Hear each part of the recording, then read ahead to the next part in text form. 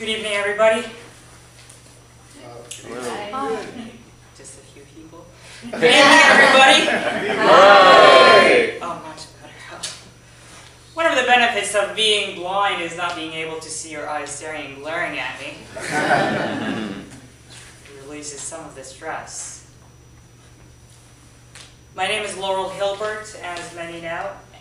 I am from Syria, which is a country engulfed in a civil war, which sparked a huge migration crisis.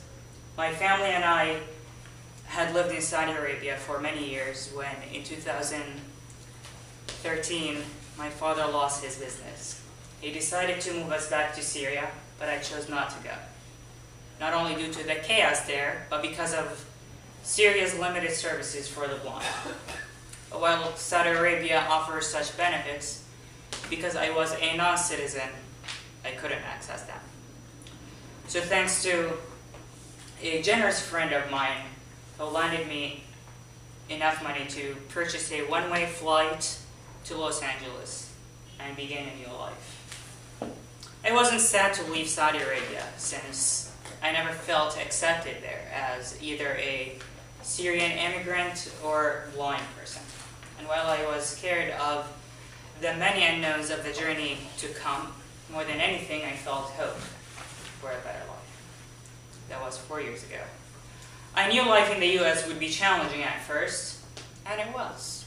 I had little money, knew no one, and spoke only Arabic. In my first few months in LA, I slept on sidewalks and park benches, which I had never experienced before, let alone in LA's cold winter evening with nothing to cover myself. I sometimes go hungry for days and literally dream of food. I couldn't communicate with people, let alone see my surroundings in a culture I did not understand. I felt utterly isolated and cried every day, but I also had a deep belief inside me that no matter how bad it is or how bad it gets, I was going to make it. Since I knew my mother was sick of worry, I texted her that I was doing great. With the help of library, audiobooks, and Braille, I eventually picked up enough English that it was able to find a shelter. The more I learned, the harder I pushed myself to expand my knowledge of the language. After 6 or 7 months in LA, I enrolled in the public school system, and I set my sights higher and was accepted to one of the best high schools in the country, Granada Hills Charter High School. In LA, however, homeless people on Social Security qualify for either service for the blind nor residency at the shelter for LGBTQ youth, which was safer for me than other shelters. So despite the success and the friendship I had made in Los Angeles, I felt I had no choice but to relocate yet again to a city without those restrictions. That was New York. Fortunately, I saved enough money to afford a cheaper than usual flight to New Haven, Connecticut, and from there I took the train to New York. I arrived at Grand Central Station again, not knowing a soul, or even where to begin. I slept on sidewalks for the first 2 days until a policeman told me to call 311 for shelters information.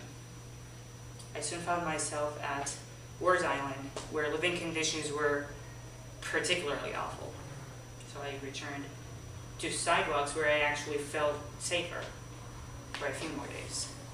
Then I somehow found my way to a kind woman at the Department of Education who enrolled me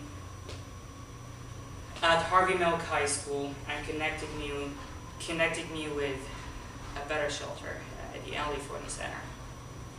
I worked in New York for 1.5 years or 2. I had enough of New York, so I decided to move to San Francisco. It has been 6 months since I have been in San Francisco, and I have started a non-profit public benefit corporation, and I obtained the 501c3 tax exemption. The non-profit was influenced by my own decision as a homeless youth. The aim of the non-profit is not only to provide permanent sustainable housing for homeless children and youth, but to also work with leaders in government to challenge legislation and attack homelessness from its roots.